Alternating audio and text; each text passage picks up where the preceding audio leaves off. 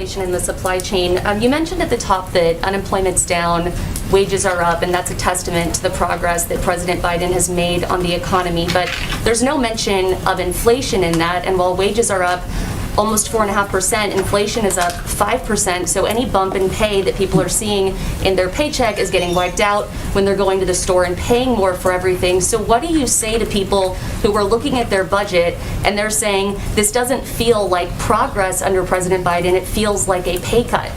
So let me first say this, and I said this earlier, the president, he knows how even a small price increase really can squeeze too many families. Like, that is something that he's aware of. And so we're working on a wide variety of economic programs to help, right? Which is why the Build Back Better plan to work on our supply chain issues is incredibly important. We're using every tool at our disposal to lower prices for working people and bring economic relief, right? If you think about the human infrastructure, the Build Back Better plan, we're talking about prescription drugs, we're talking about paid leave, sick leave, medical leave, we're talking about community college, we're talking about things that's really going to give that economic relief, that middle class tax cut for everyday people. So we're going to continue to do that work. The American Rescue Plan actually helped the American public a lot. It put checks in people's pockets. I talked about the child tax credit. I talked about the child care components in it.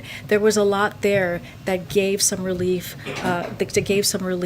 to Americans here. And so the Build Back Better plan is just an extension of that, if you will. It's to invest, that long-term investment, to make sure that people feel that relief. Look, we were in a very different place a year ago. Not to say that some people are not still feeling the squeeze. Totally understand that. But a year ago, people were getting sick. They were losing their jobs. Women were leaving the workforce. And so we've been able to turn things around, start the economy back up again. 600,000 jobs a month, nearly 5 million jobs in the first 8 months. That matters. Now we just have to continue doing the work. It's going to take time. We're not done.